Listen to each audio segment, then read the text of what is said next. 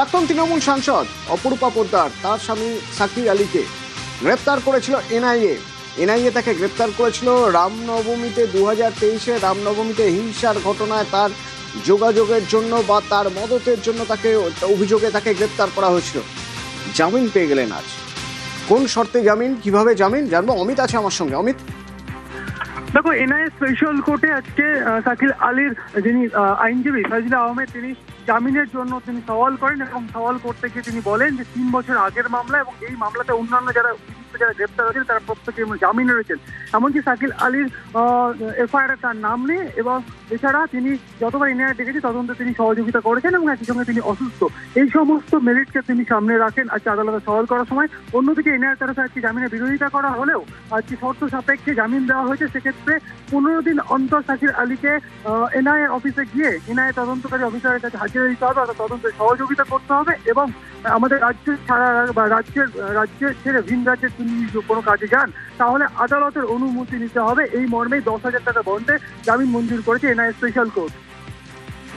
ধন্যবাদ। আমি অনেকগুলো গ্রাউন্ড বলেছি, যে গ্রাউন্ডগুলো হচ্ছে যে 3 বছর কেস ইনভেস্টিগেশন চলছে কিন্তু কোনো ডেভেলপমেন্ট নেই। দ্বিতীয় হচ্ছে সবাই বেলে আছে, সবাই যখন বেলে আছে 3 বছর যখন ইনভেস্টিগেশনে কোনো ডেভেলপমেন্ট নেই এবং ইনি এই ভদ্রলোক যতবার ডেকেছে ততবার এনআইএ অফিসে গেছেন এবং কোঅপারেট করেছেন, যেখানে কোঅপারেশন করেছেন এবং সেখানে এবং উনি অসুস্থ মানুষ, অসুস্থ থাকা অবস্থায় কোঅপারেট করেছেন। এরকম অবস্থায় একজনকে বেল দেওয়া হোক, আমরা এই গ্রাউন্ডেই বেল চেয়েছি। 2টো শর্তে জামিন দেওয়া হলো।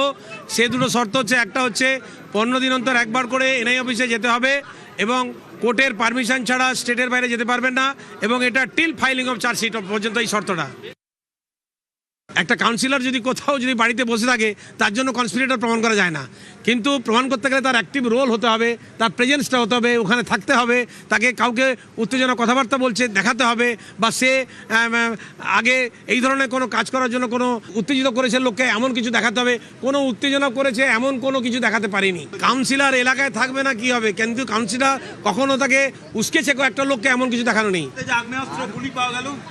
সেটা লাইসেন্সড একটা কাউন্সিলর এবং তার ওয়াইফ যেখানে এমপি ছিলেন ওই সময়, তো ওনাদের লাইসেন্সটা উনি লাইসেন্স ছিল, একাধিক কার্তুজ পাওয়া গিয়েছে।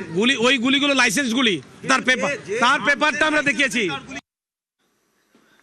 আর এই সাকির আলীকে যেদিন গ্রেপ্তার করে এনআইএ সেদিন অপরূপা পোদ্দারকে দেখা গিয়েছিল এই গাড়ির সামনে তিনি চলে আসেন এবং সে সময় কর্তব্যরত পুলিশ অফিসার যিনি ছিলেন, পুলিশের কাজ যারা করছিলেন তাদের গায়ে হাত তোলেন তিনি। দেখুন দিদি কি বলবেন, দিদি কি বলবেন, দিদি কি বলবেন, দিদি কি বলবেন, দিদি কি বলবেন, দিদি কি বলবেন, দিদি কি বলবেন। সেদিনের সেই ঘটনার জন্য তাকে থানায় ডেকে পাঠানো হয়েছিল, প্রথমবার তিনি যাননি, কিন্তু তারপর আজ শ্রীরামপুর থানায় দেখা গেল অপরূপা পোদ্দার গিয়েছেন কালো কোট পরে। একসময় তিনি আইনজীবী হিসেবে প্র্যাকটিস করতেন, তিনি গিয়েছিলেন আজ কালো কোট পরে। থানা থেকে যখন বেরোচ্ছেন দেখুন অসুস্থ হয়ে পড়ে গেলেন।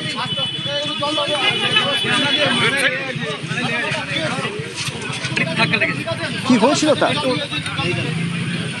প্রায় 4 ঘন্টা জিজ্ঞাসাবাদ তাকে থানায়, তারপর বেরোনোর সময় এই ছবি। আমার সঙ্গে রানা রয়েছে। রানা, অপরূপা পোদ্দার আজ দেখলাম তিনি যখন গেলেন যখন তিনি প্র্যাকটিস করতেন সেই সময় সেই কালো কোট পরে তিনি গেলেন, থানায় গেলেন, প্রায় ঘন্টা চানেক ভিতরে ছিলেন, যখন বেরিয়ে এলেন তখন দেখলাম তিনি অসুস্থ হয়ে পড়লেন। কি হয়েছিল?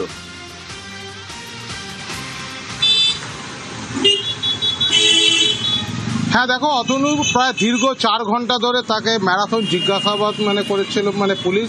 এরপর 4:10 নাগাদ যখন তিনি শ্রীরামপুর থানা থেকে যখন একটি বাইকে উঠে যখন উনি বাড়ির দিকে রওনা দিতে যান সেই সময় দেখা গেল যে তিনি সংজ্ঞাহীন অবস্থায় মাটিতে উনি পড়ে গেলেন।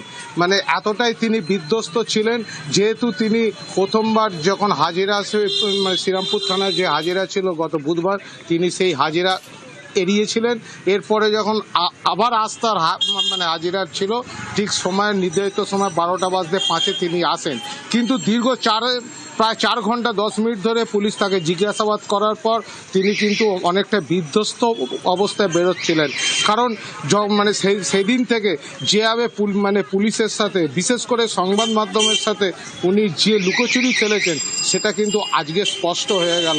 কারণ যেটা মানে পুলিশের তদন্তকারী অফিসাররা তাকে দীর্ঘক্ষণ ধরে যে জেরা করেছিল, মানে যে সমস্ত প্রশ্নগুলো ছিল, যে সেই দিন যে উনি মহিলা পুলিশ কর্মীর সাথে দুর্ব্যবহার করেছেন একজন প্রাক্তন এমপি হয়ে, কেন সেদিন ঘটনাটা মানে ঘটিয়েছিলেন, কি তার উদ্দেশ্য ছিল।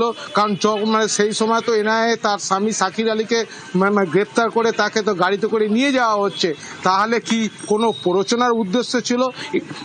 ঠিক এইরকম নানান প্রশ্নের কিন্তু উনি জর্জরিত হয়ে পড়েন এবং যে প্রশ্নের উত্তর কিন্তু সঠিকভাবে পুলিশের কাছে তিনি দিতে পারেননি। ফলে সেই একটা মানসিক চাপ যেমন ছিল, মানে তারপরে তার স্বামী শাকির আলী যেহেতু এনআইএর মানে জন্য কোর্টে তার আজকে হাজিরা ছিল, সেখানেও তিনি ছিলেন। ফলে এই দুই মিলিয়ে মিশিয়ে তিনি কিন্তু বেশ কিছুটা অসুস্থ হয়ে পড়েছিলেন। যেটাই দেখা গেল শ্রীরামপুর থানা থেকে তিনি যখন বেরিয়ে ঠিক 10 পা থানার ঠিক গেটের সামনে 10 পা আগেই বাইকে বসতে গিয়ে তিনি মাথা ঘুরে পড়ে যান। তারপর তাকে টোটো করে তুলে নিয়ে গিয়ে শ্রীরামপুর ওয়ালস হাসপাতালে গাড়ি ঢুকিয়েও কিন্তু সেই গাড়ি ঘুরিয়ে চলে গেল, কারণ সাংবাদিকরা তার পিছনে ফলো রেখেছিল। ইতিমধ্যেই তিনি কিন্তু দিশরা ছাই রোডে যে তার নিজের বাড়িতে তিনি এখন রয়েছেন। তবে যেটা পুলিশ সূত্র থেকে মানে জানা যাচ্ছে যে এই অপরূপা প্রথাকে এই দীর্ঘ মানে 4 ঘন্টা 10 মিনিট ধরে জেরা করার পরও তার থেকে কিন্তু পুলিশের যে মেন যে মানে তাদের যে মানে যে ধারায় তাদের মানে তার বিরুদ্ধে মামলা দায়ের করা হয়েছে, যে সমস্ত মানে প্রশ্নের সঠিক উত্তর কিন্তু এই প্রাক্তন সাংসদ দেননি। ফলে হয়তো আবার তাকে শ্রীরামপুর থানার হাজিরা দেখা যাক আবার হাজিরা দেওয়ার জন্য তাকে ডাকলে তিনি আসেন নাকি আবার তারপরে আবার একদিন ডাকতে হবে তারপরে তিনি আসেন, সেদিকেও আমাদের নজর থাকবে।